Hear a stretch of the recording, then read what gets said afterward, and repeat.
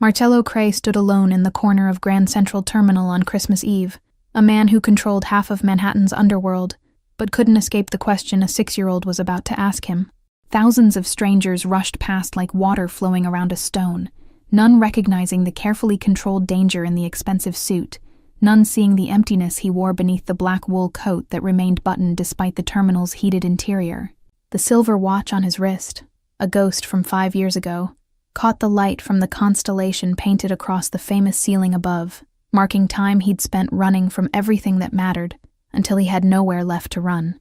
He'd chosen this particular bench deliberately, tucked near the tall arched windows where falling snow created hypnotic patterns against the glass. Far enough from the main concourse that casual passers-by wouldn't attempt conversation or recognition. The next train to anywhere wouldn't depart for another 40 minutes, assuming the worsening storm didn't cancel it entirely like the departure board suggested was increasingly likely. Families clustered around him like islands in a human sea, parents corralling excited children who pointed at decorations strung between classical columns. Everyone seemed tethered to someone else, connected by invisible threads of belonging that Marcello had severed or lost, depending on which version of his history he chose to believe. His tailored suit marked him as someone important, which in his world meant someone to avoid unless business demanded otherwise. The announcement system crackled with another delay notice, the metallic voice apologizing for inconveniences caused by unprecedented weather conditions. Marcello noted with grim satisfaction that his train had just been pushed back another 30 minutes, extending his limbo between the life he was fleeing and whatever waited at the other end. He preferred this in-between space lately, these moments of suspension where neither past nor future could make demands. That's when he noticed the small figure approaching, weaving between travelers with the determination of someone on a mission despite standing barely 3 feet tall. The boy wore a blue puffy coat that made him look wider than he was tall, a red and white striped goro sitting crooked on soft brown curls.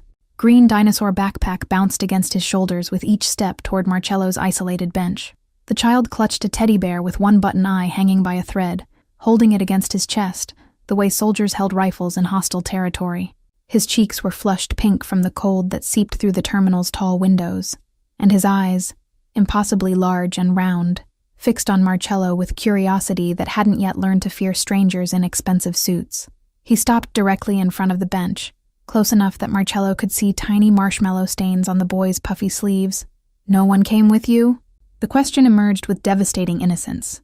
6 words that cut through Marcello's carefully constructed armor, like a blade finding the gap between ribs. The boy's voice carried genuine curiosity rather than pity or judgment, just a child noticing another person alone in a sea of togetherness. Around them, the terminal's chaos continued. Rolling suitcases, echoing announcements, 1,000 conversations bleeding into ambient noise. But somehow, this moment felt suspended, separate. Marcello had survived ambushes, betrayals, and territory wars without flinching, but this 6-year-old with a dinosaur backpack had stopped him completely. He could have ignored the question, could have given a dismissive response that would send the child back to wherever he'd come from. Instead, he found himself meeting those round eyes that reflected the golden light strung across the terminal like captured stars, seeing something familiar in their depths.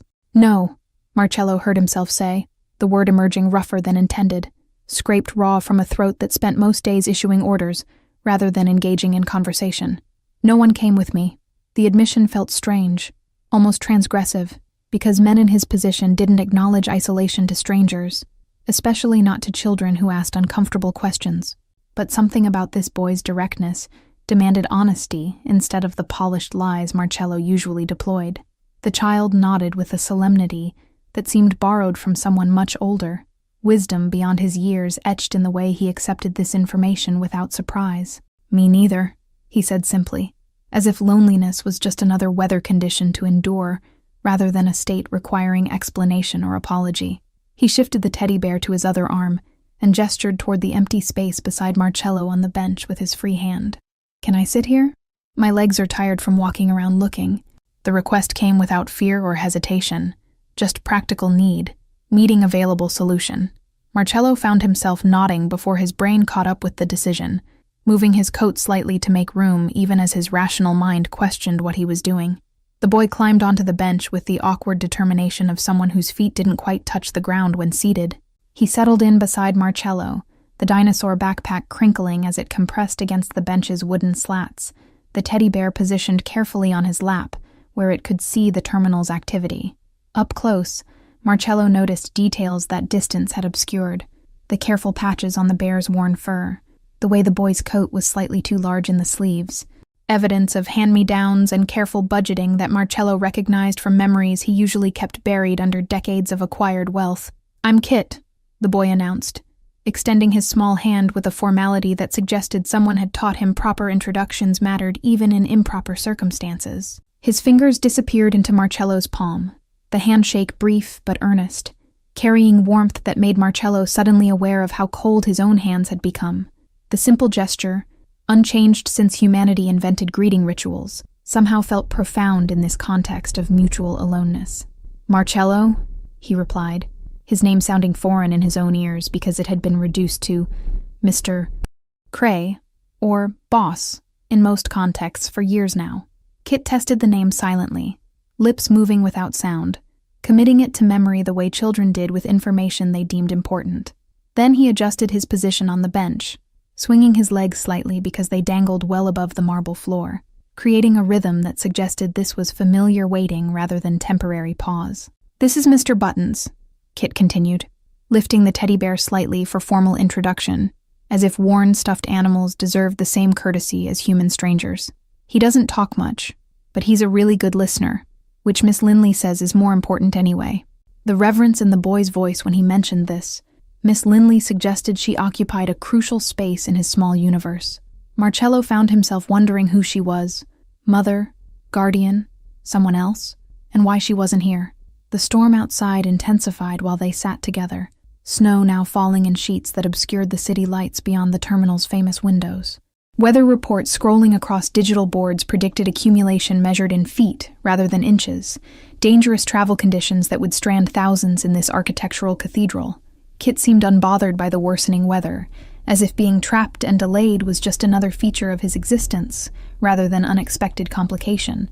He pulled his backpack around to his front and unzipped the main compartment with focused concentration, small fingers working the zipper with practiced efficiency. From inside, he produced a slightly crushed packet of dinosaur-shaped graham crackers and a thermos covered in faded superhero stickers, the kind of provisions someone packs for a child expecting to wait. Without preamble or negotiation, Kit offered both items to Marcello, extending them across the space between them like precious gifts, rather than convenience store snacks. "I was saving these for later, but I think later is now," Kit explained, his logic simultaneously childish and irrefutable, the kind of reasoning that made perfect sense within its own framework. "Miss Linley says sharing makes everything taste better anyway, even the dinosaur crackers from the dollar store that sometimes break wrong." The boy's matter-of-fact tone suggested he'd learned not to expect premium provisions, that broken crackers and dollar store supplies were standard rather than disappointment. Marcello accepted a cracker shaped like a stegosaurus, its tail broken off but its essential dinosaurness intact. The sweetness hit his tongue, cheap processed graham flour and too much sugar, tasting nothing like the carefully prepared meals his chef produced. Kit watched him eat with the satisfied expression of someone whose generosity had been properly received. The boy unscrewed the thermos cap and poured hot chocolate into the small cup attached to the top, steam rising in delicate spirals. He took a careful sip before offering it to Marcello with the casual trust of someone who hadn't yet learned that strangers could be dangerous. "Miss Linley made it this morning," Kit said, his voice carrying warmth. "She puts extra marshmallows because she knows I like the melty ones." The chocolate was lukewarm now, sweetness diluted by time, and melted marshmallows turned to sugary foam on the surface. But Marcello drank from the offered cup anyway. Something about refusing would have felt like rejecting more than just a beverage, like breaking some unspoken code of this unexpected alliance.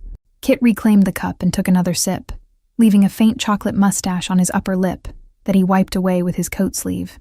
Around them, Grand Central Terminal continued its evening chaos, with travelers hurrying toward platforms that might still be operational. Families clustered around departure boards that flickered with increasingly dire cancellation notices, phones emerging from pockets as people scrambled to make alternative arrangements.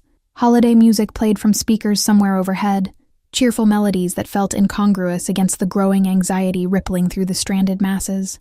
Kit seemed to exist in a bubble separate from the surrounding chaos, as if delays and disappointments were such standard features of his existence that he'd learned to find peace within them. He offered Marcello another cracker, a triceratops this time, and pointed toward the massive windows where snow continued its relentless assault. "It's pretty, though," the boy said, finding beauty in the storm that was trapping them all. "Like the snow globes Miss Linley has on her desk that you shake and everything goes white and quiet." Marcello followed the child's gaze, seeing through Kit's eyes for a moment instead of his own jaded perspective that had stopped noticing beauty. The snow did look like a globe someone had shaken, the flakes dancing in patterns that seemed choreographed by invisible hands. The usual neon aggression of New York had been muted under white blankets, buildings becoming gentle shapes instead of concrete declarations. "How long have you been here?" Marcello asked, though part of him didn't want to know the answer. Kit scrunched his face in concentration, the kind of thinking expression children make when trying to count something important. He looked at the famous clock above the information booth, its 4 faces showing the same relentless march toward evening. Since the big hand was on the 12, and the small hand was on the 3, Kit said finally, demonstrating the lesson someone had taught him about reading analog time. 3 hours. This child had been waiting for 3 hours in one of the busiest terminals in the world, apparently unnoticed by the thousands who'd passed by. Marcello felt something cold settle in his stomach that had nothing to do with the weather outside. "Who are you waiting for?"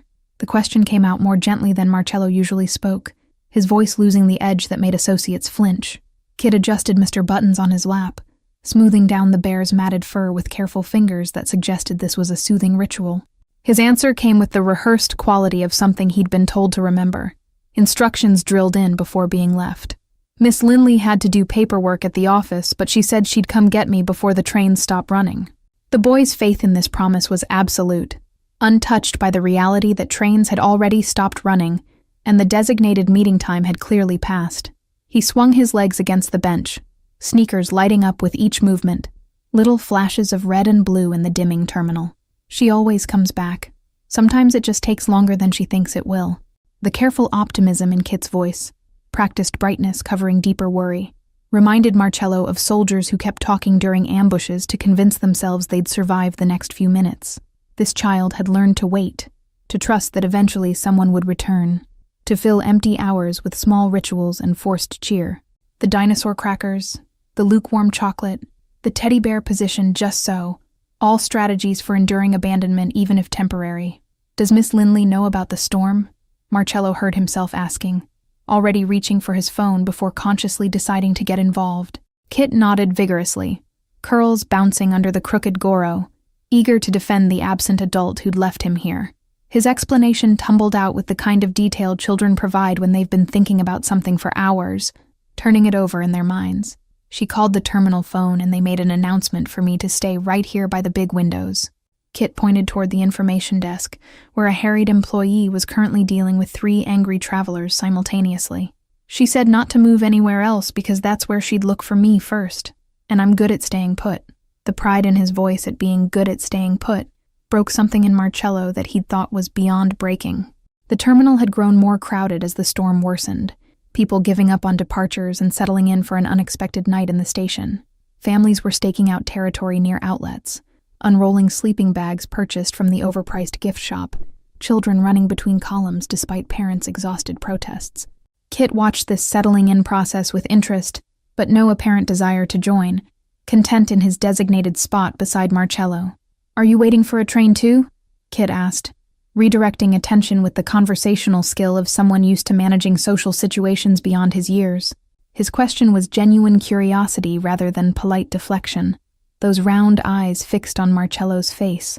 The boy had shared his crackers and his hot chocolate and his spot on the bench, so apparently now he wanted to collect information in return, fair trade in the economy of connection. "I was," Marcello admitted, glancing at the departure board where his train had shifted from delayed to canceled in red letters. Not anymore. The acknowledgement should have brought frustration or disappointment, but instead he felt something closer to relief, as if the universe had made a decision he'd been avoiding. There was nowhere he needed to be, no one waiting for his arrival, just the hollow motion of going somewhere to avoid staying here. Kit absorbed this information with a thoughtful nod, then reached into his backpack again and produced a coloring book and a Ziploc bag of crayons. "Miss Linley packed these in case I got bored," he explained. opening to a page featuring dinosaurs and a prehistoric landscape. "Do you want to color? The Stegosaurus still needs its plates done, and I'm not very good at staying inside the lines." The invitation was offered with the same casual generosity as the crackers, as if sharing activities was as natural as breathing. Marcello couldn't remember the last time someone had asked him to simply sit and color, to engage in activity with no strategic purpose or financial implication. His days were filled with meetings that determined territories and deals that moved millions, decisions that affected hundreds of people who'd never know his name. But here was a 6-year-old offering him a green crayon and a space to color Stegosaurus plates, and somehow that felt more important than anything waiting in his actual life. He accepted the crayon, the waxy stick feeling foreign in fingers accustomed to signing contracts and holding weapons disguised as business tools. Kit scooted closer on the bench, positioning the coloring book between them so both could reach, his small shoulder pressing against Marcello's arm. The boy began coloring a pterodactyl with focused concentration, tongue poking slightly between his lips, completely absorbed in the task of choosing between burnt orange and regular orange for prehistoric wings. Marcello found himself coloring within the lines of a Stegosaurus plate, the repetitive motions strangely meditative, a rhythm that required no decisions beyond which shade of green looked most authentic. Kit provided commentary on proper dinosaur coloring techniques, explaining with absolute certainty that velociraptors were never purple despite what the crayon box suggested. His expertise came from a library book Miss Linley had checked out 3 weeks ago, information delivered with the gravity of someone citing peer-reviewed research. The terminal's overhead lights flickered once, then steadied, a reminder that the storm outside was affecting more than just travel schedules. Other stranded passengers had begun eyeing the wooden benches with territorial interest, calculating which spots would be least uncomfortable for an unplanned overnight stay. A family of 4 settled 2 benches away, the father already on his phone trying to explain to someone why they wouldn't make dinner, his apologetic tone suggesting this wasn't the first holiday plan his job had disrupted. Kit finished his pterodactyl and moved on to a T-Rex, selecting a green so dark it was almost black, explaining that predators needed serious colors. "Miss Linley says I have very strong opinions about things," he announced, not sounding remotely apologetic about this character trait. His casual mention of this Miss Linley in every third sentence painted a picture of someone central to his universe, a gravitational force around which his small life orbited. "She sounds important to you," Marcello observed, keeping his voice neutral even as his mind catalogued the concerning pattern.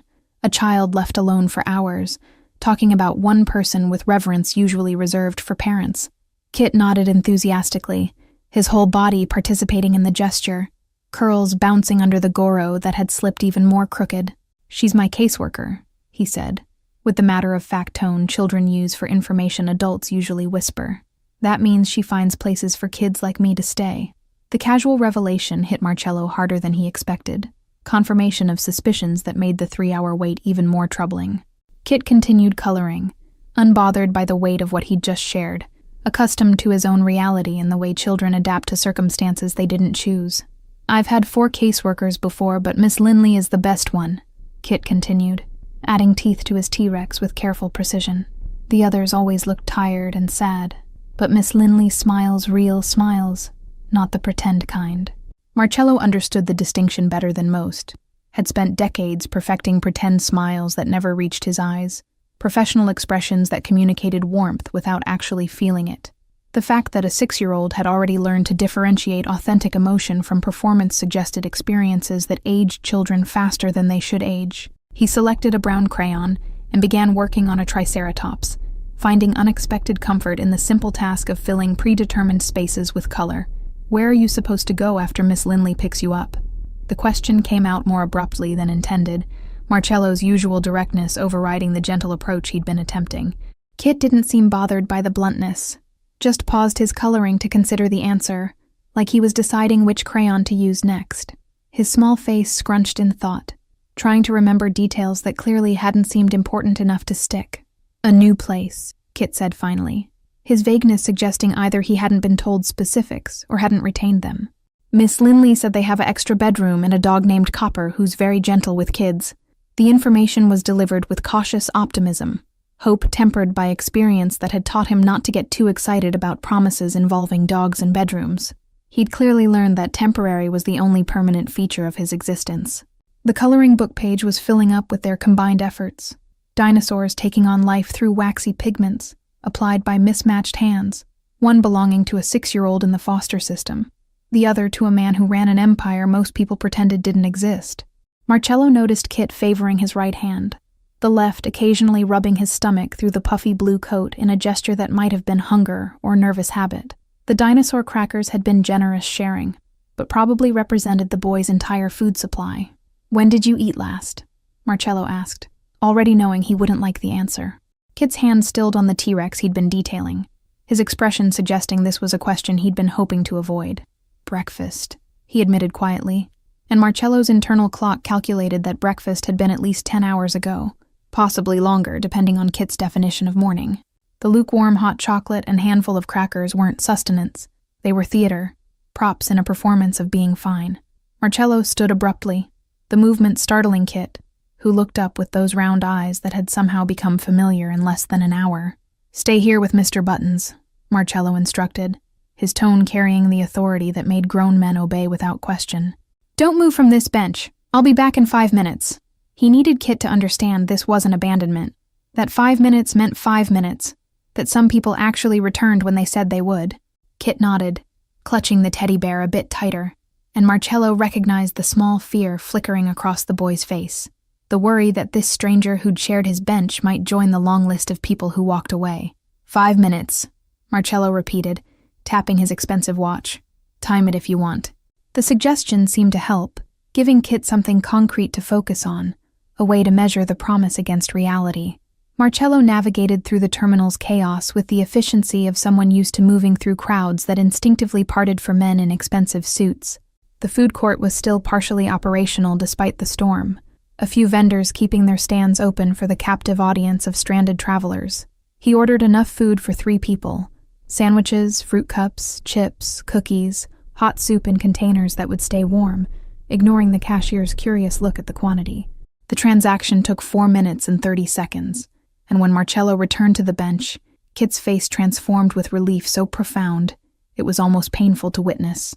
The boy had been counting on his fingers, tracking time the way someone tracks ammunition in a firefight, rationing hope against the possibility of disappointment. "You came back," Kit said, and the surprise in his voice, despite Marcello's promise, suggested that adults returning when they said they would was the exception, rather than the rule in his experience. "I said I would," Marcello replied simply, settling back onto the bench and distributing the food with the same precision he applied to business negotiations. Kit's eyes widened at the spread, looking at the sandwiches and soup like they represented treasure rather than terminal food court offerings. "This is for me?" he asked, seeking confirmation before touching anything, demonstrating the caution of someone who'd learned not to assume generosity. "All of it," Marcello confirmed, opening the soup container and handing Kit the spoon. The boy ate with the focused intensity of genuine hunger, barely contained by manners someone had taught him mattered. He didn't shove food in his mouth or grab multiple items at once, but the speed of his consumption and the way he watched the remaining food suggested scarcity was more familiar than abundance. "Mr. Buttons got positioned to watch the meal, propped against the backpack like a guardian of temporary plenty. Between bites of sandwich, turkey and cheese that Kit consumed in systematic sections, the boy asked questions that revealed curiosity about Marcello's life without understanding why those questions might be dangerous. "What do you do for work?" Kit asked, the kind of innocent inquiry that in other contexts would trigger careful non-answers and strategic deflections. Marcello found himself saying business, which was technically true, though it omitted the kind of business that made prosecutors dream about RICO charges. "What kind of business?" Kit pressed, unbothered by vague answers, persistent in the way children are when they want real information. Marcello considered how to explain an empire built on fear and favors, territory disputes settled with violence disguised as accidents, money that moved through channels designed to confuse anyone trying to track it. "The complicated kind," he finally said, which made Kit nod thoughtfully as if this actually explained something rather than nothing. The boy seemed satisfied with the non-answer, moving on to fruit cups that he ate with careful attention to not spilling juice on Mr. Buttons. "I want to work with animals when I grow up," Kit announced, sharing his own aspirations with the openness of someone who hadn't learned that dreams could be used as weapons. Miss Linley says wanting to help things is a good quality. The reverence returned to his voice when mentioning her, that gravitational pull toward the one stable figure in his constellation.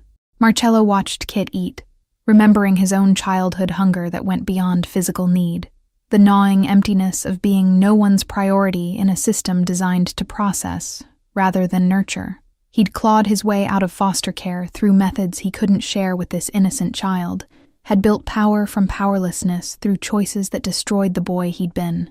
Kit still had softness around his edges, hadn't been sharpened into a weapon yet, and something in Marcello wanted to keep it that way, even though he knew better than to get attached.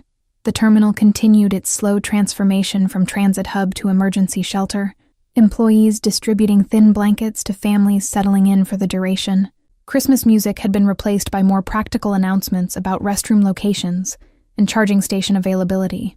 Kit finished his soup and carefully stacked the empty containers, demonstrating the tidiness of someone who'd learned that making messes meant losing privileges. "Thank you for the food," he said formally, channeling whatever etiquette training he'd received.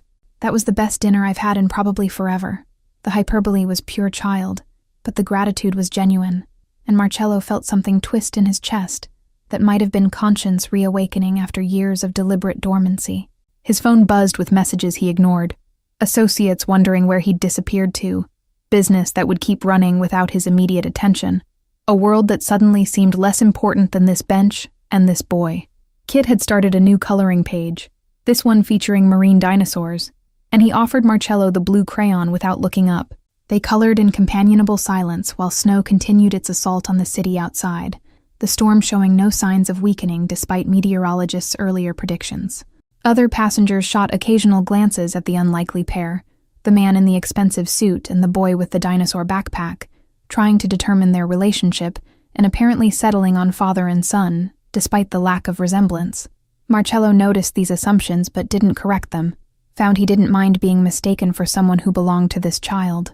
Kit's coloring grew slower, his movements less precise as exhaustion caught up with him despite the food-provided energy boost. He tried to stifle a yawn but failed, the gesture so enormous it seemed to engage his entire small body. "I'm not sleepy, though," he insisted with the transparent lie of children fighting bedtime, even as his eyes drooped and his grip on the crayon loosened. Mr. Buttons had already been pulled close, the teddy bear resuming its role as comfort object rather than dining companion. "You can rest if you want," Marcello found himself saying, his voice gentler than it had been in years, softness he'd thought he'd trained out of himself completely. "I'll stay here." The promise seemed important to articulate, to make clear that sleep wouldn't mean waking up alone, that this bench had become temporary sanctuary rather than another place of abandonment. Kit considered this offer with the seriousness of someone weighing crucial decisions, then nodded and shifted position. The boy curled against Marcello's side with the easy trust of exhaustion overriding caution, his head finding a spot against Marcello's ribs that somehow fit, despite the awkwardness of the angle. Mr. Buttons got wedged between them, the teddy bear's worn fur pressed against expensive wool, and Kit's breathing began to slow and deepen. 5 minutes, he mumbled, fighting sleep even as it claimed him. "You said 5 minutes." His voice trailed off as consciousness released its grip, leaving him vulnerable in the way only sleeping children manage. Marcello sat motionless as Kit slept, hyper-aware of the small weight pressed against him, the trust implicit in this unconscious surrender. The terminal's sound seemed to soften around them, or maybe he was just filtering differently, focusing on the child's steady breathing instead of ambient chaos. His arm had gone slightly numb from staying in one position, but moving would risk waking Kit, so he stayed frozen like a statue built around this sleeping boy. An hour passed, measured by the terminal's famous clock, then another, the night deepening toward that dead zone between late and early when even New York's energy dims. Marcello's phone continued its periodic buzzing, messages he read one-handed without responding, maintaining his vigil while his empire operated on autopilot. Nothing in those messages was urgent enough to disturb this strange peace he'd found on a wooden bench during a snowstorm with someone else's forgotten child. That's when he saw her, a woman pushing through the terminal's entrance in a blast of snow and cold air, her blonde hair escaping from a ponytail, her wool coat dusted white. She moved with the frantic purpose of someone who'd been delayed against their will, her eyes scanning the crowd with desperate intensity. Even from a distance, Marcello recognized the particular panic of someone looking for a lost child, that primal fear that transcends professional boundaries. Her gaze locked onto their bench, and relief flooded her features so completely that for a moment she just stood there, one hand pressed to her chest. Then she was moving again, navigating between stranded travelers with apologies that tumbled out automatically, her focus never leaving Kit's sleeping form. Marcello watched her approach, noting details with the automatic assessment he applied to everyone. Mid-30s, probably, tired in the bone-deep way that suggested she carried too much weight for too long. But her eyes held warmth that hadn't been extinguished by whatever burdens she shouldered.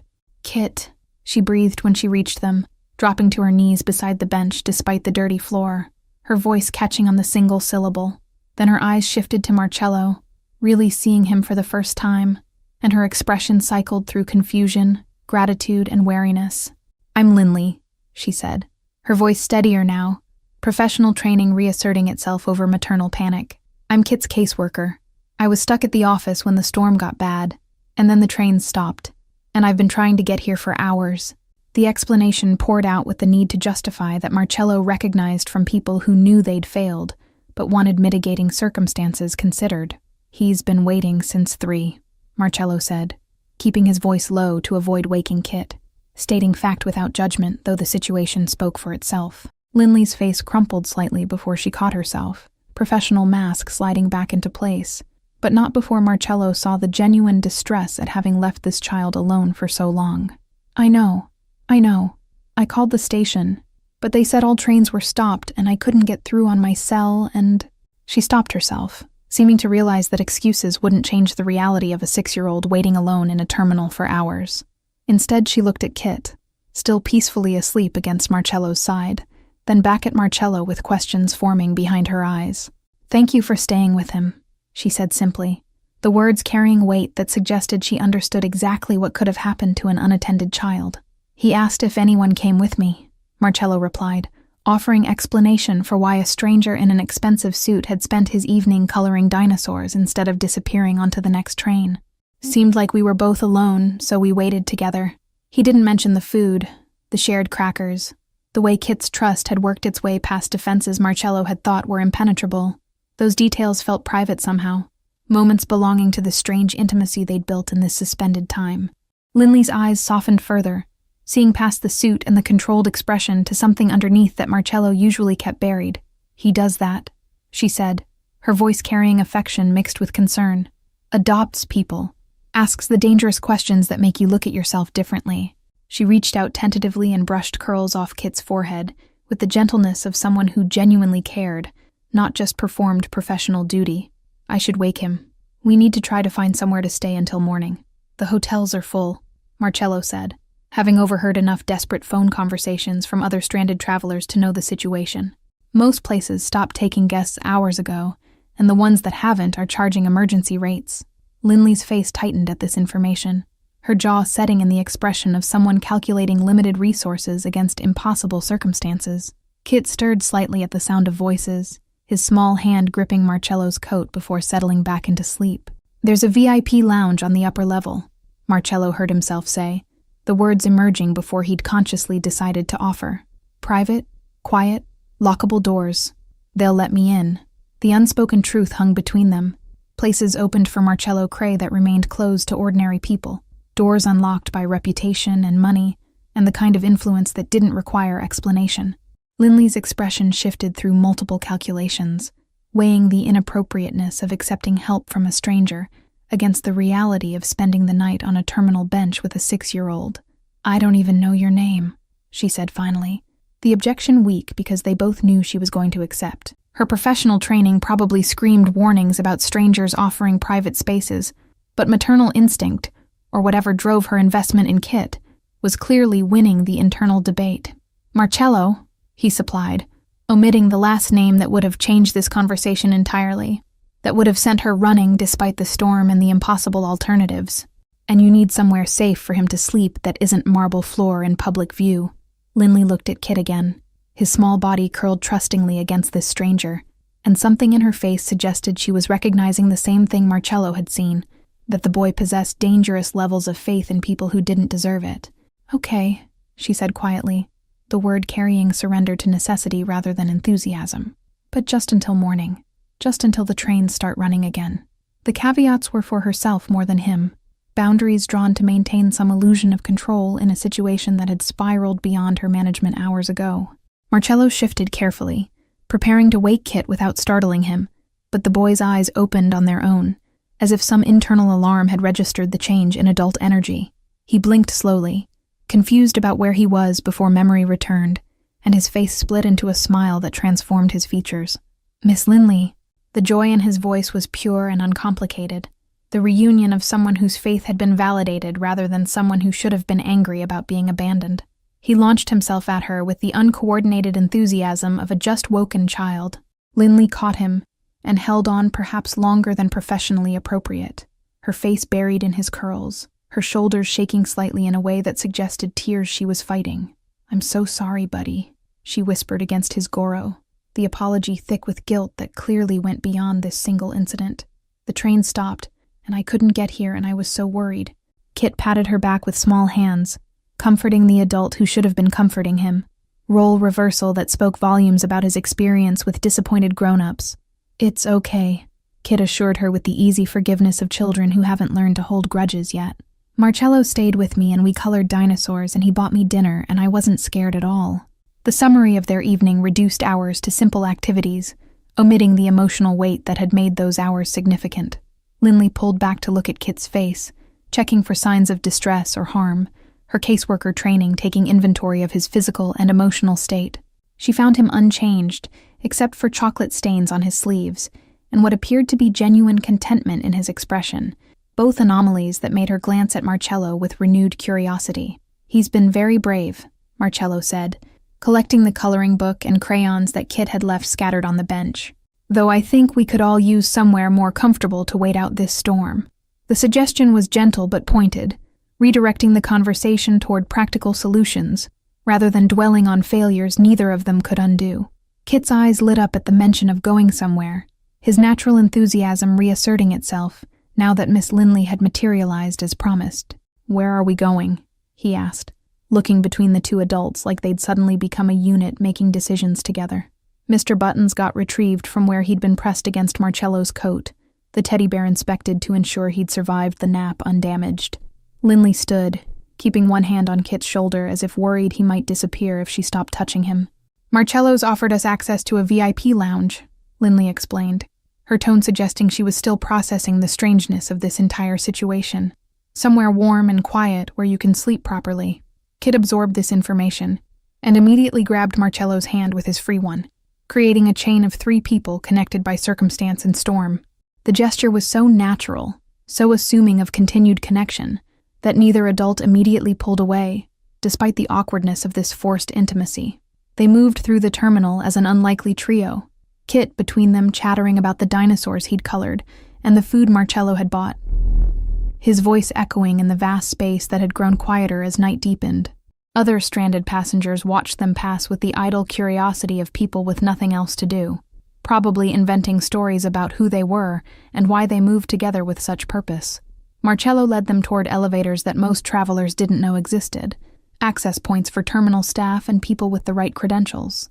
The elevator required a key card that Marcello produced without explanation, sliding it through the reader with practiced ease that suggested this wasn't his first time accessing restricted areas. Linley noticed, but didn't comment, her mind clearly running through all the reasons a man in a suit might have VIP access to Grand Central Terminal. The doors closed on the 3 of them, the small space forcing proximity that made Kit giggle because he was squished between adult bodies in a way that felt like a game rather than constraint.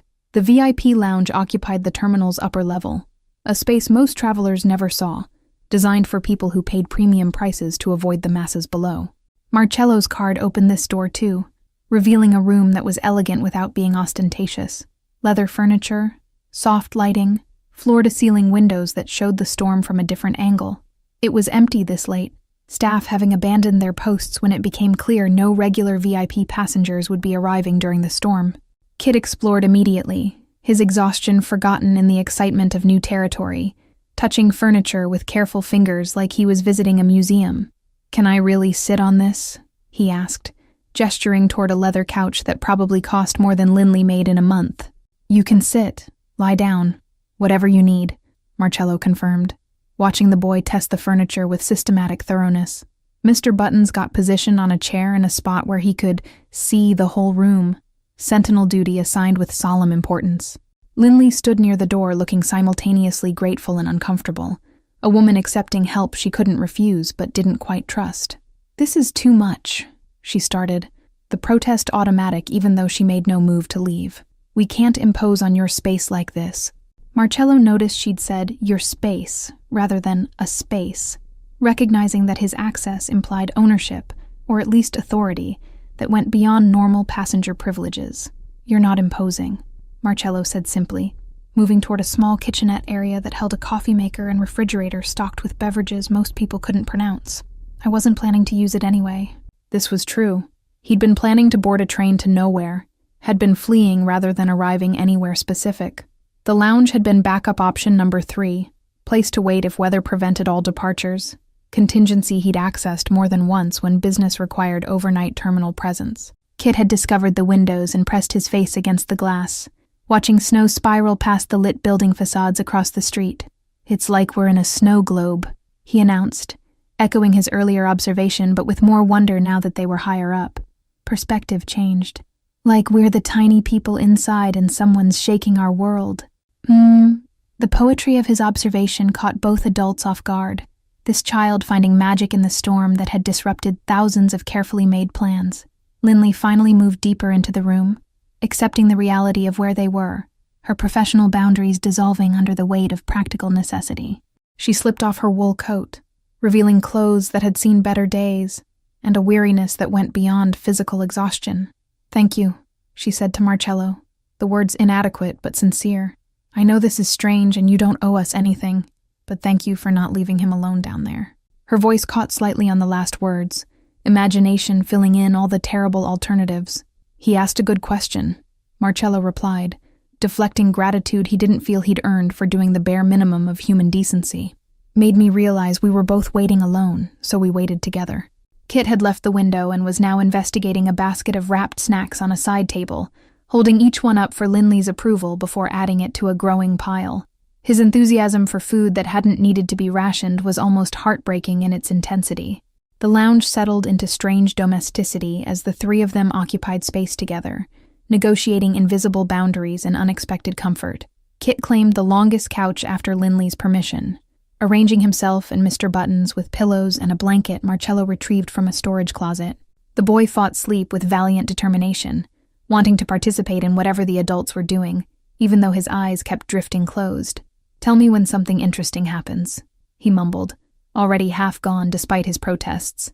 Linley and Marcello gravitated toward chairs positioned near the windows, but angled to keep Kit in peripheral vision, the unspoken agreement of two people who'd appointed themselves guardians for the night. Silence stretched between them, not uncomfortable but heavy with questions neither quite knew how to ask. Outside, the storm continued its assault, snow piling on window ledges in drifts that would take days to melt.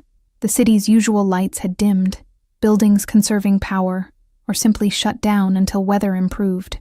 "I've been his caseworker for 8 months, Linley said finally, her voice quiet but carrying in the insulated space. "4th placement in 2 years, and each one falls apart for different reasons." She wasn't looking at Marcello when she spoke, her gaze fixed on Kit's sleeping form like she was confessing to him rather than explaining to a stranger. "He's a good kid, you've seen that, but the system isn't designed for good kids. It's designed for processing, for moving problems from one temporary solution to another." The bitterness in her tone suggested this wasn't abstract criticism, but personal failure she carried, the weight of every child she couldn't save permanently. Marcello recognized that particular flavor of guilt, the knowledge that you're operating within a broken system while lacking power to fix the fundamental fractures. "Why social work?" he asked, genuine curiosity overriding his usual policy of not engaging with other people's motivations. "If you know the system's broken, why stay in it?" "Because someone has to care," Linley replied simply, finally looking at him directly with eyes that held conviction and exhaustion in equal measure. "And most people burn out or stop seeing the kids as actual humans after a few years. They become cases, files, problems to solve on paper." She paused, seeming to weigh how much to share with this stranger who'd somehow become audience to her crisis. Kit deserves someone who remembers he's 6, not just a case number waiting for permanent placement. Marcello absorbed this, turning the information over in his mind alongside memories of his own childhood in similar systems, caseworkers who'd ranged from actively harmful to benignly indifferent. I was in foster care, he heard himself admit, the confession emerging from some unlocked place he usually kept sealed. Ages 7 to 16, 5 different homes, more caseworkers than I remember. Linley's expression shifted, understanding clicking into place about why he'd stayed with Kit, why he'd recognized something familiar in the boy's practiced optimism. "That's why you didn't leave him," she said, not quite a question but seeking confirmation anyway. "You knew what it felt like to wait for someone who might not come." Marcello nodded once, sharp acknowledgement that didn't require elaboration, because they both understood the specifics didn't matter. The core experience was universal among forgotten children, that particular flavor of abandonment that taught you early to expect disappointment while still hoping desperately for the exception. "He has your mannerisms," Linley observed, her professional training identifying patterns Marcello hadn't consciously noticed. The way he watches before trusting, how he offers food like currency, that thing where he makes himself smaller in new spaces. She was right. Kit had demonstrated all of these survival strategies, adaptations that children in unstable situations developed like calluses over repeated wounds. "It's heartbreaking that 6-year-olds need those skills," she added, anger seeping through her exhaustion. "But necessary," Marcello countered, his tone pragmatic where hers was emotional. "Because not all strangers are safe, and not all promises get kept, and he needs to recognize danger before it recognizes him." The darkness in his response made Linley study him more carefully, reassessing who she was sitting with in this borrowed space. Marcello could see her mind working, trying to reconcile the man who'd colored dinosaurs with the one who spoke about danger with intimate familiarity. "What do you actually do, Marcello?" The question carried weight, professional concern overriding the gratitude that had made her accept his help. Because men with VIP access to Grand Central and suits that expensive usually have reasons they prefer not to explain. She'd noticed more than he'd given her credit for, had been cataloging details while managing her crisis about Kit. Smart, observant, not easily fooled, all qualities that probably made her good at her job and dangerous to people with secrets. "Business," Marcello repeated his earlier non-answer, but Linley's expression made clear that wouldn't satisfy her this time. "Import, export, logistics, things that require odd hours and private spaces." Every word was technically true while revealing nothing of substance, the art of answering without informing that he'd perfected over decades. Linley didn't push further, but her silence communicated skepticism, the awareness that she was accepting help from someone whose legitimacy remained unconfirmed. "I'm not a danger to him," Marcello said, addressing the unspoken concern directly because pretending it didn't exist felt dishonest. "Whatever else I might be, I wouldn't hurt a child." The vehemence in his voice surprised even him, revealing convictions he didn't usually articulate because his world operated on assumptions rather than declared principles. Linley held his gaze for a long moment, some internal assessment taking place behind her eyes before she nodded slowly. "I believe you," she said finally, and Marcello wasn't sure if that made her wise or naive, or just desperate enough to trust her instincts over protocol. "But Kit gets attached easily, and I have to place him with a family tomorrow, and he doesn't need more people disappearing from his life." The warning was gentle but clear. Don't become important if you're not staying. Don't make promises your life can't keep. Don't break this child who's been broken enough already. "Understood," Marcello agreed, even as something in his chest protested the limitation. Resisted the idea of walking away when morning came and never thinking about dinosaur backpacks and worn teddy bears again. His phone buzzed again, the 4th message in an hour from his second-in-command, and this time he pulled it out to read the growing concern about his absence. The business was fine, the empire wasn't crumbling, but his unexplained disappearance during a major storm had triggered security protocols and worried speculation. He typed a quick response, "Delayed by storm, will update morning," and silenced the phone completely, a level of disconnection that would have been unthinkable 6 hours ago. Linley watched this small rebellion with interest, seeing perhaps more than he intended, in the gesture of a man choosing to stay present, rather than remaining tethered to obligations elsewhere. "Does anyone know where you are?" she asked, the caseworker in her automatically checking for safety protocols even when she was the one accepting mysterious help. "They know I'm somewhere in the terminal," Marcello said, gesturing vaguely at the world beyond their bubble. "But I'd prefer to keep this private."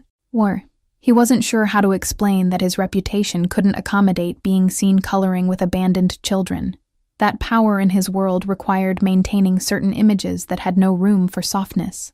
Linley seemed to understand without full explanation, nodding her acceptance of this boundary while filing away the information for future assessment.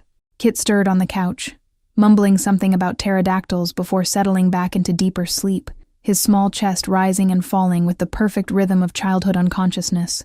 Both adults watched him for a moment, unified in whatever protective instinct he'd triggered in them. "What happens tomorrow?" Marcello asked, dreading the answer, but needing to know how this story ended for the boy who'd asked if anyone had come with him. "The family that's taking him lives in Queens, so once the trains run I'll get him there and do the initial placement check," Linley explained, her tone shifting into professional mode as she outlined logistics. "They seem nice enough, passed all the screenings, have fostered before. It should be good." The caveat in that final sentence, "should be," carried all the uncertainty of good intentions meeting unpredictable reality, the knowledge that paperwork couldn't guarantee kindness or permanence. Morning arrived gradually, the storm's fury finally exhausting itself as dawn painted the sky in shades that looked bruised and tender. Marcello had dozed fitfully in his chair, never quite achieving actual sleep, his body trained to remain alert even in supposedly safe spaces.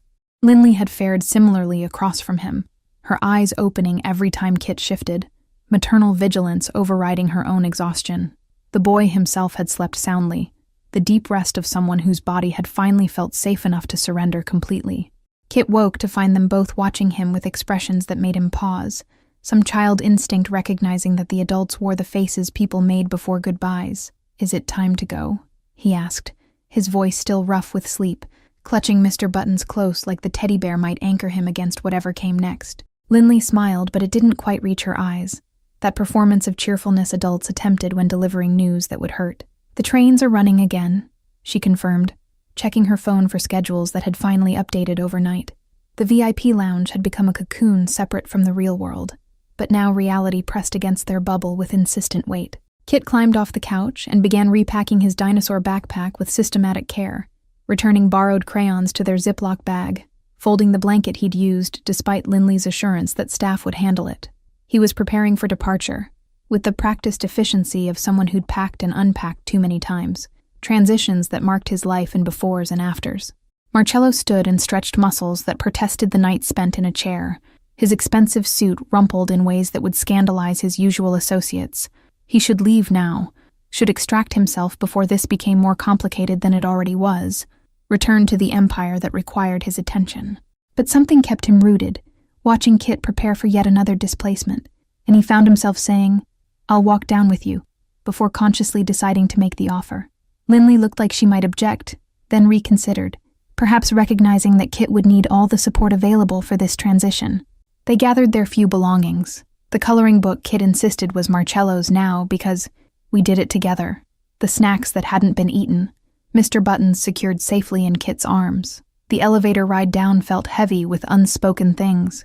Kit pressed between them again, but this time the silence wasn't comfortable, just sad with the weight of endings neither wanted to name.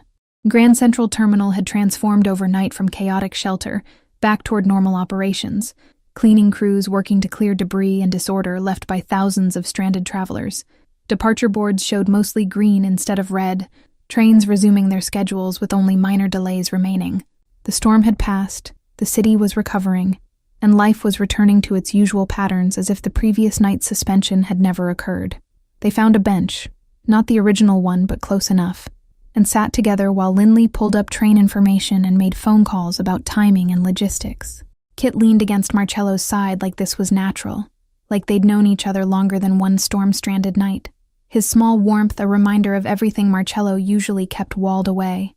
"Are you taking the train too?" Kit asked, looking up with those round eyes that somehow still held hope, despite everything that taught him hope was dangerous. "Different train," Marcello said, the lie easier than explaining he had no train to catch, no destination waiting, just the same empty movement he'd been attempting before this interruption, but maybe the same direction for a while. Kit seemed satisfied with this vague answer, content with the illusion of continued proximity even if temporary. Linley finished her calls and stood, extending her hand to Kit with gentle finality that indicated departure couldn't be delayed any longer. "Come on, buddy, We need to catch the Queen's train." Her voice carried forced brightness, the professional mask back in place but cracking around the edges.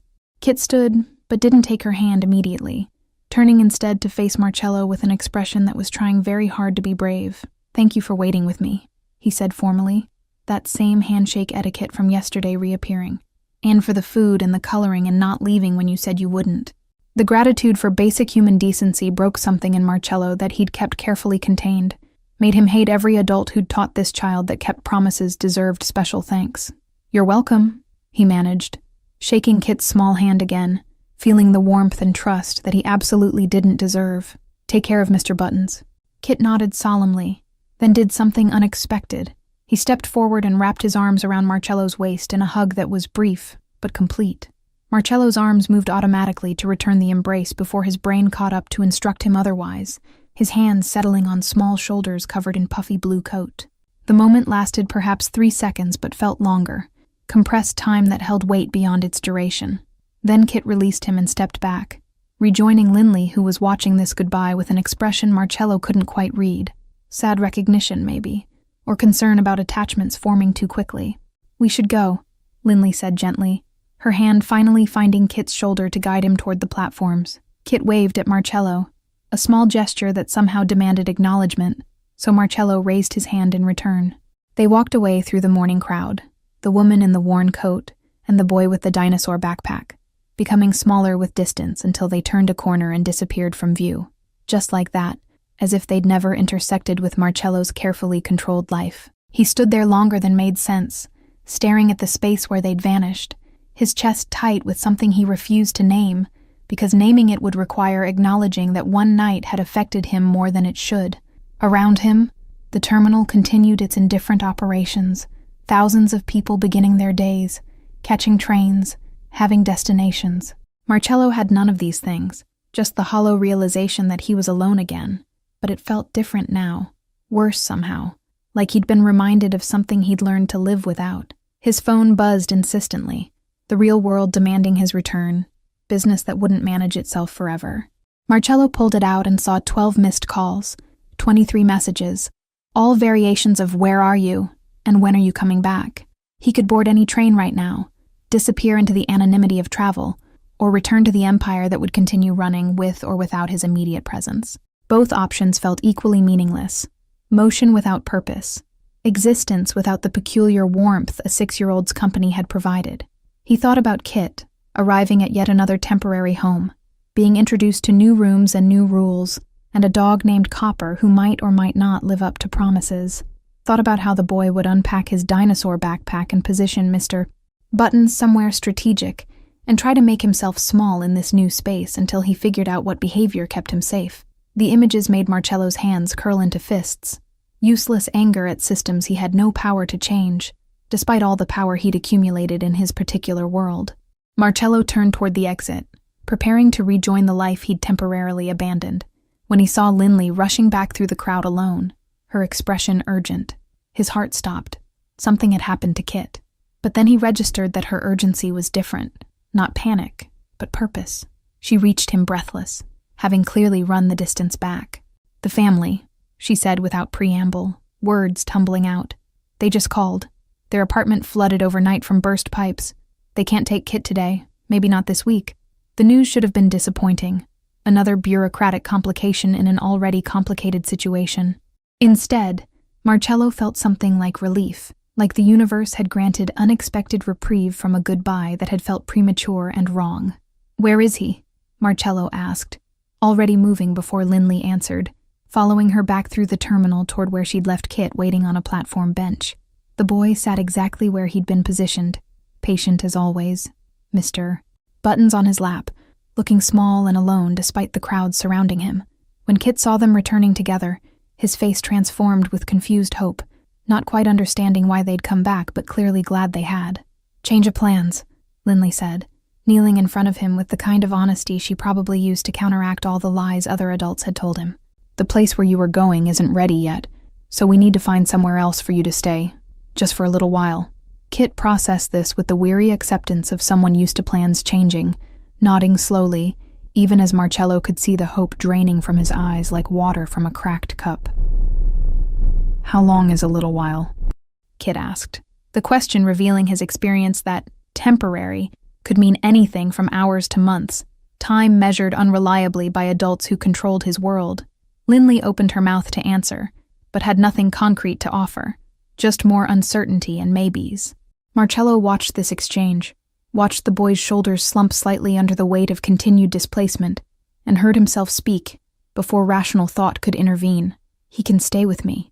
The 3 words hung in the air between them, impossible and reckless, the kind of offer that violated every boundary Marcello had spent decades constructing.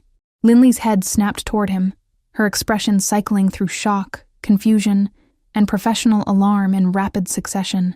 Kit looked between them with growing hope that was almost painful to witness, his small hands clutching Mr. Buttons tighter as if the teddy bear might confirm whether he'd heard correctly.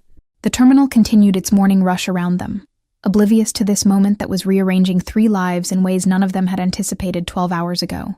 "You can't be serious," Lindley said finally, her voice low and urgent, the tone of someone trying to prevent a catastrophic mistake. "You don't just offer to take a child home. There are protocols, background checks, certifications required. You can't just—" She trailed off, looking at Kit, who was watching Marcello with those round eyes that held dangerous amounts of faith in adults who made promises. Her professional training was screaming warnings about strangers and inappropriate arrangements, but underneath that, Marcello could see her desperation for solutions that didn't exist. "I'm serious," Marcello said, his voice carrying the same certainty he used when making business decisions that affected millions.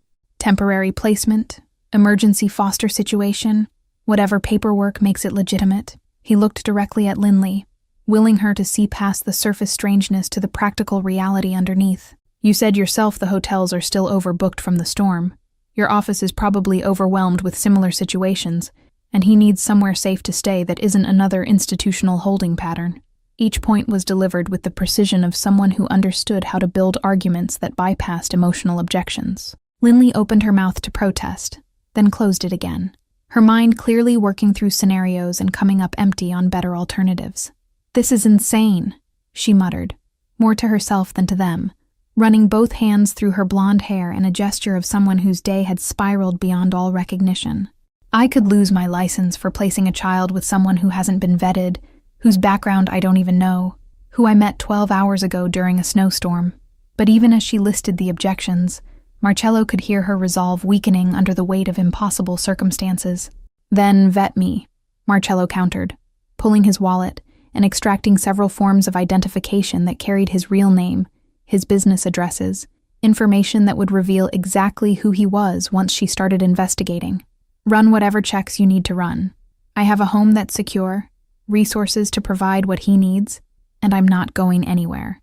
He was offering her ammunition to potentially destroy him, giving her access to information he usually kept carefully compartmentalized, but Kit's continued homelessness felt more important than protecting his usual paranoia about privacy. Kit had gone very still during this exchange, his eyes tracking between the adults like he was watching a tennis match that would determine his immediate future. "I'd be good," he offered quietly, his voice small, but determined. "I know how to be quiet, and I don't need much space, and I promise I wouldn't touch anything important." The litany of promises revealed every temporary home that had made him feel like an imposition, every placement that had taught him to make himself smaller and less troublesome to accommodate adults' convenience. Marcello felt something crack further at Kit's desperate assurances, the boy already negotiating the terms of his own acceptance before anyone had agreed to anything. "You don't have to be anything except yourself," Marcello said, kneeling so they were eye level, abandoning the strategic high ground to meet Kit in his space. "If this happens, you get to be 6 years old and loud and messy and take up whatever space you need." The boy's eyes went wide, like he was hearing a foreign language that promised impossible freedoms. Lindley watched this interaction with an expression that suggested she was witnessing something significant, but couldn't quite categorize it properly. "I need to make calls," she said finally, her tone resigned to exploring options her training said shouldn't exist. "Real calls to my supervisor, to legal, to people who can tell me if this is remotely possible or if I'm about to commit career suicide." She pulled out her phone and walked a few steps away, leaving Marcello and Kit in their small bubble of tentative possibility. "Does this mean I can stay with you?" Kit asked, his voice barely above a whisper, afraid that speaking too loud might shatter whatever magic was potentially forming. Marcello wanted to promise yes with absolute certainty, wanted to erase the doubt from those hopeful eyes, but he'd learned long ago that false promises were crueler than honest uncertainty. "We're trying to make it work," he said instead, offering truth rather than platitudes. "But there are rules adults have to follow about these things, and Miss Lindley has to make sure it's safe and proper." Kit nodded with understanding that seemed too mature for his age, accepting complexity most 6-year-olds wouldn't grasp because his life had required early education and bureaucratic disappointment. "At least you're trying," he said, that small voice carrying weight beyond its volume. "Most people don't even try once they find out I'm temporary." The casual acceptance of his own disposability made Marcello want to find every adult who'd taught Kit that lesson and demonstrate exactly why crossing certain lines had permanent consequences. Lindley returned 20 minutes later with an expression that suggested her phone calls had been as complicated as expected. "Okay," she said, the word emerging like surrender after a long battle. "This is highly irregular and probably violates half a dozen protocols I should care more about, but my supervisor agrees that emergency placement with a willing adult beats leaving a child in terminal holding patterns." She looked directly at Marcello, her professional mask fully deployed. "There will be immediate background checks, a home visit within 24 hours, weekly monitoring, and if anything seems remotely concerning, he's removed immediately." "Understood and agreed," Marcello confirmed, accepting terms that would have been unthinkable yesterday when privacy was paramount and uninvited visitors meant danger. His phone buzzed again, the 15th message from associates wondering where he'd disappeared to, and he silenced it without reading, making clear through action where his priorities had shifted.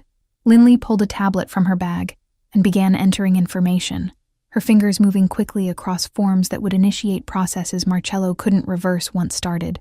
"I need your full legal name, address, date of birth, social security number," Lindley recited, each requirement another piece of armor Marcello was voluntarily removing. He provided the information without hesitation, watching her expression change subtly as she presumably recognized his name from whatever contexts it appeared in public records. "You're Marcello Cray," she said slowly, the statement heavy with implications about exactly who she'd spent the night sharing a VIP lounge with, as in the Cray that owns half the commercial real estate in Manhattan. The recognition was inevitable, though Marcello had hoped it might come later after arrangements were already finalized. "Real estate among other investments," he confirmed, using the bland description that concealed more than it revealed. "Does it matter to the placement?" His challenge was direct.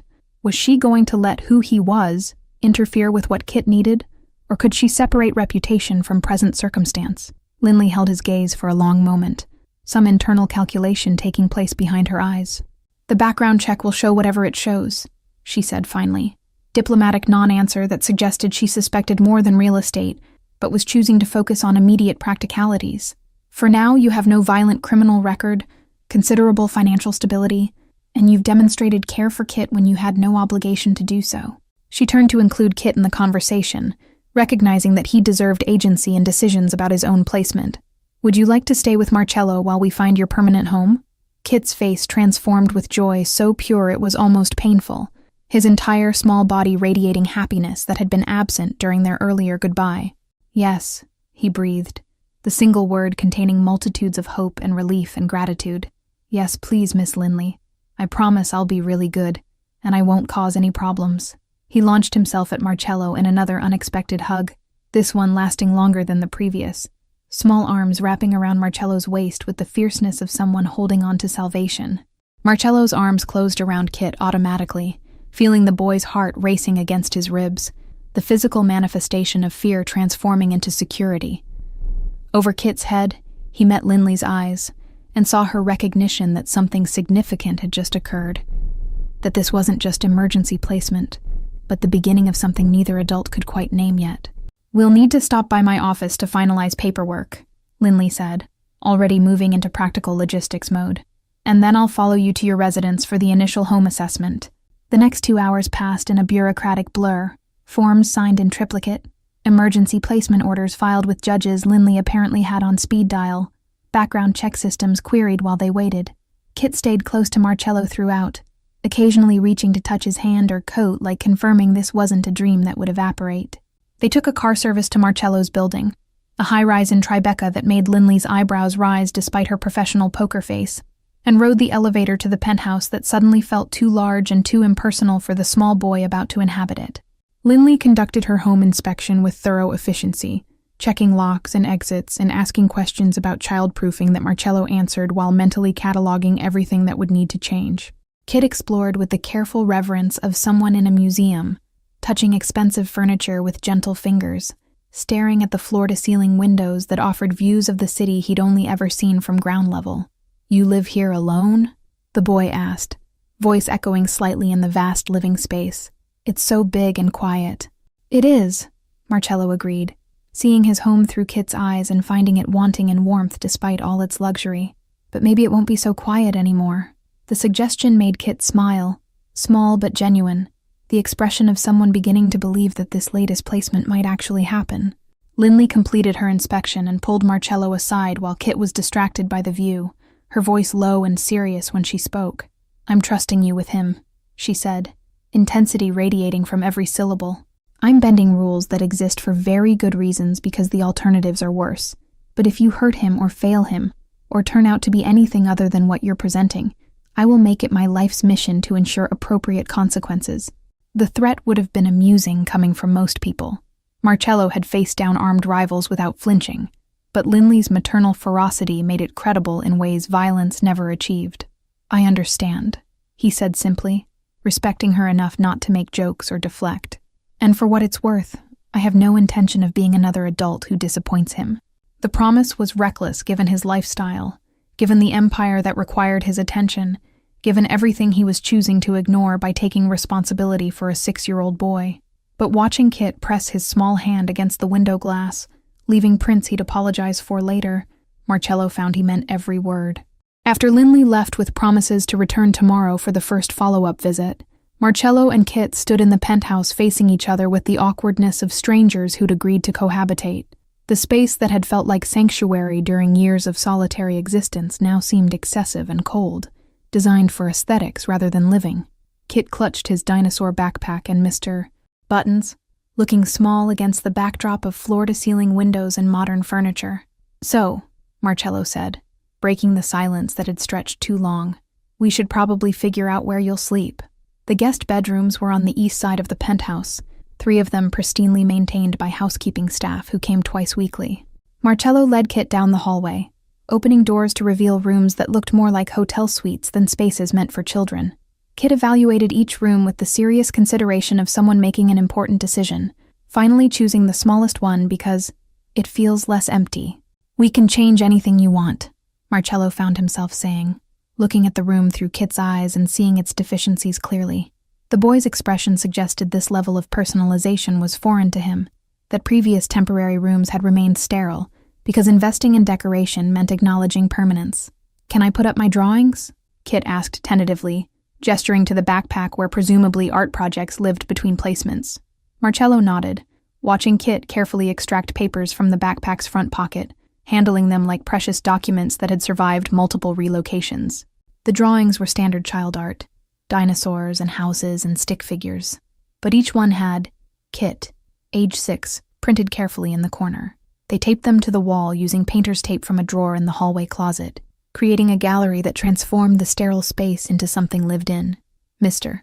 Buttons got positioned on the nightstand where he could guard, while Kit slept, the teddy bear's worn face watching over this latest temporary home. The afternoon presented practical challenges Marcello hadn't anticipated. Kit owned exactly what fit in his backpack, which meant 3 changes of clothes and 1 pair of pajamas. "We need to get you proper things," Marcello said, already reaching for his phone to make arrangements. Kit's eyes went wide at the suggestion of shopping, the kind of excitement that suggested retail therapy was rare treat rather than regular occurrence. "Real shopping? Like at a store where I can pick things out?" The questions revealed experiences where clothes appeared in trash bags, pre-selected by adults. They took another car service to a children's store in Soho that Marcello's assistant had recommended, the driver navigating streets still showing evidence of the previous night's storm. Kit pressed his face to the window during the ride, narrating observations about snowplows and salt trucks with enthusiasm. Inside the store, surrounded by options ranging from practical to extravagant, Kit's confidence wavered, overwhelmed by choices after a lifetime of receiving rather than selecting. "Pick what you like," Marcello encouraged, watching the boy touch fabrics with careful fingers, pulling back like he might break something if he chose wrong. A sales associate approached, but Marcello waved her off, recognizing that Kit needed time to process this autonomy. Eventually, the boy gravitated toward clothes featuring dinosaurs, shirts with T-Rexes, pajamas with pterodactyls, a jacket with a triceratops hood. They accumulated bags full of necessities and some luxuries. The dinosaur clothes, plain basics, winter gear that actually fit.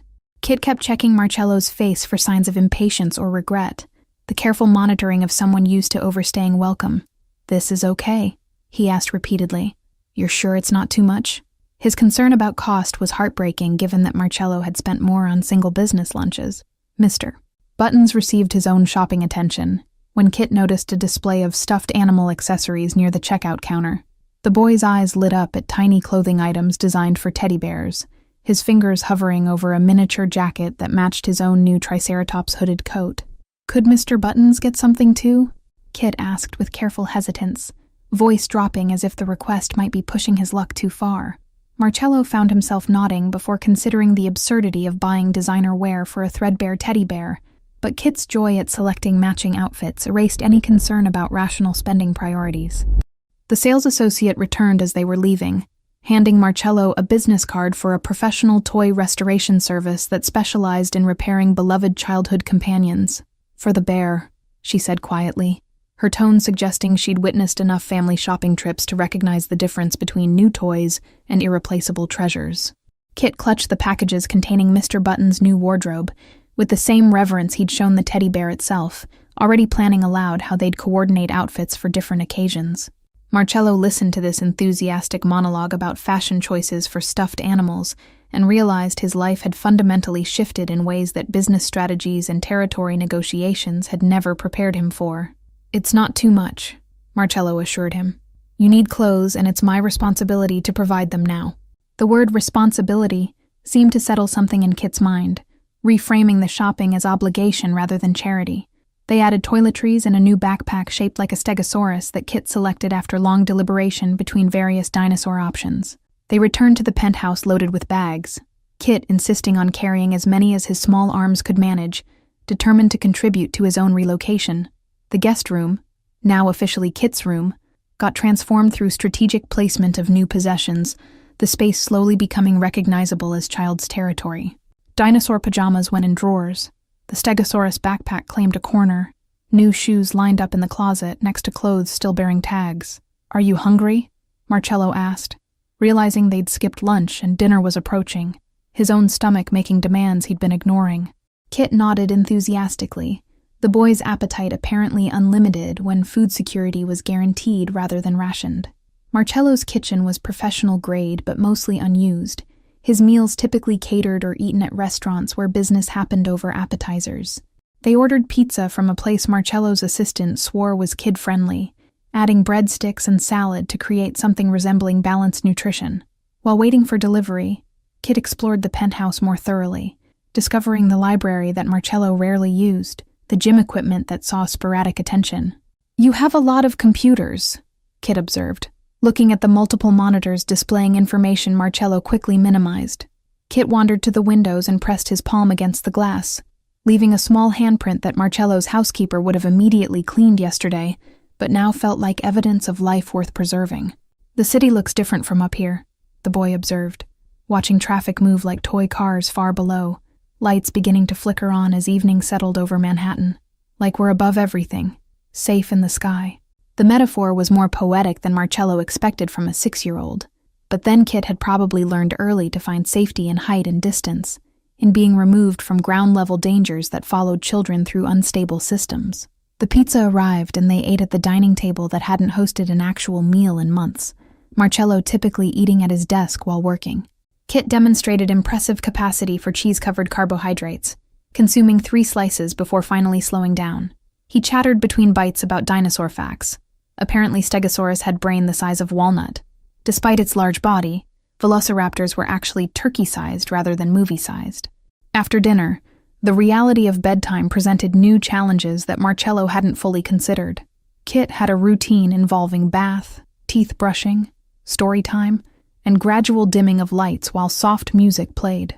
Marcello had none of these provisions prepared. No children's books. No understanding of appropriate bathing protocols for small humans. "We'll improvise," he said with more confidence than he felt, leading Kit to the guest bathroom attached to his new room. The bath was accomplished with Kit handling most aspects himself, demonstrating independence that suggested he'd learned early not to expect help with personal care. Storytime proved more challenging without actual children's books, but Kit produced a library book from his backpack, one about turtles learning to fly. "Miss Linley checked this out for me," he explained, handling it carefully. "It's due back in 5 days." Marcello read with surprising engagement, finding himself invested in whether the reptile would achieve flight despite aerodynamic impossibility. He stood in the doorway watching Kit sleep, this small person who'd appeared in his life less than 24 hours ago and somehow rearranged everything. The rational part of his mind cataloged all the ways this was mistake, the danger his lifestyle posed to innocent bystanders, the impossibility of maintaining his empire while providing stable guardianship. But another part, one that had been dormant so long he'd forgotten it existed, whispered that maybe this was exactly what both of them needed. The first week with Kit transformed Marcello's existence in ways he hadn't anticipated, routine adjustments cascading into fundamental life restructuring. Morning meetings got rescheduled to accommodate school drop-off. Kit was enrolled in the local elementary school with paperwork that Marcello's lawyer expedited through channels that didn't bear close examination. The boy adapted with resilience that spoke to practice, navigating new classroom and playground politics with the survival skills children in unstable situations developed. Teachers called him quiet but attentive, making friends slowly but genuinely, the kind of kid who observed before trusting. Marcello found himself leaving the office at reasonable hours, unprecedented departure from the 16-hour days that had been standard for years. His associates noticed, but didn't comment directly, communicating their confusion through raised eyebrows and significant glances that Marcello ignored with the authority of someone who didn't owe explanations. Evenings developed their own rhythm. Homework at the dining table, dinner that Marcello learned to cook through trial and considerable error, reading time that expanded Kit's library from one book to dozens, the penthouse filled with evidence of child habitation, toys creeping into living spaces despite Marcello's initial attempts at containment. Linley visited weekly for monitoring appointments, her professional skepticism gradually transforming into something like cautious approval. "He's thriving," she admitted during the 3rd week, watching Kit demonstrate his latest Lego creation, an elaborate dinosaur habitat spanning the coffee table. "More stable than I've seen him in any placement, which is either testament to your commitment or proof you're good at hiding problems." Her suspicion never fully disappeared. Healthy wariness about the man whose background check had revealed precisely what she'd suspected, plus some details that probably violated federal disclosure laws. "I'm not hiding anything," Marcello said, which was technically true within the narrow context of his guardianship of Kit, even if broadly false regarding his business operations. "He needs stability, and I can provide it." What he didn't mention was how Kit had become priority that superseded territory disputes and profit margins. How Marcello found himself making decisions through the filter of, how does this affect Kit, that fundamentally altered his risk calculations. Associates who used to get immediate responses now waited hours while Marcello attended school events and doctor appointments, his empire adjusting to accommodate this new variable. The relationship between Marcello and Linley evolved beyond professional monitoring into something neither quite knew how to categorize. She started arriving early for appointments, staying late after inspections were complete, joining them for dinners that stretched into conversations about Kit's progress and larger questions about childhood development. Marcello found himself appreciating her directness, the way she challenged his assumptions and called out his occasional parenting missteps without sugarcoating criticism. She saw through his carefully constructed facades, but chose to engage with the person underneath rather than the reputation that preceded him. "You're good with him," Linley observed one evening after Kit had gone to bed, the two of them sitting in Marcello's living room with coffee that had gone cold during conversation. "Better than people with years of preparation and training. It's like you understand what he needs before he asks." Her tone carried curiosity rather than accusation, genuine interest in how someone from Marcello's background had developed these instincts. He considered deflecting, but found he wanted her to understand, wanted someone to see the connections he'd made between his own childhood and Kit's present. "I was him," Marcello said simply, the confession emerging easier than expected. Different specifics, same fundamentals, unwanted kid bouncing between places that didn't want him, learning to make himself useful or invisible depending on what survival required. He watched emotions shift across Linley's face as understanding clicked into place, context that explained his immediate connection with Kit that first night. So I know what helps because I know what hurt, what I needed that nobody provided. The admission was more vulnerable than he typically allowed, but something about Linley made honesty feel less dangerous than usual. She reached across the space between them and touched his hand briefly, the gesture communicating understanding that went beyond words. "That's why you took him in," she said. Not quite question, but inviting confirmation. Not charity or impulse, but recognition. Marcello nodded, finding relief in being understood without needing to explain further. Something shifted in that moment, professional boundaries blurring into personal territory, as they acknowledged mutual investment in Kit's well-being that had become foundation for their own connection. The air between them felt charged with possibility neither was quite ready to name.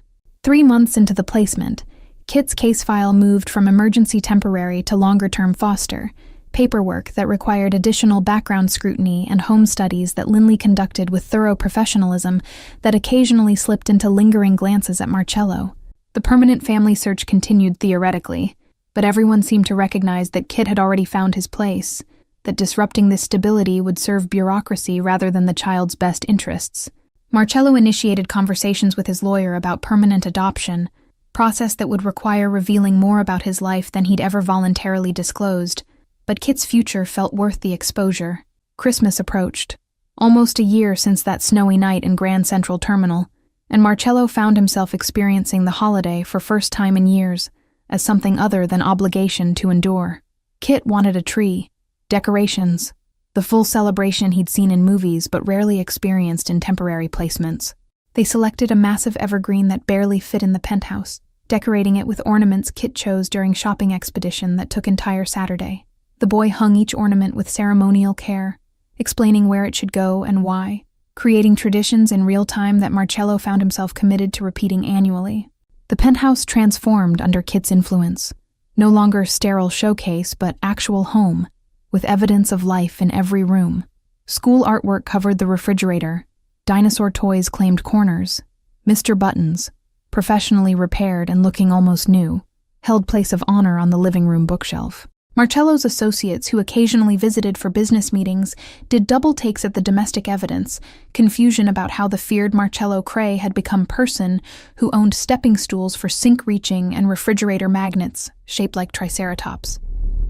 He offered no explanations, letting them reconcile the contradiction on their own. On Christmas Eve, Linley joined them for dinner, the invitation extended casually but accepted with enthusiasm that suggested this had become important tradition for her too.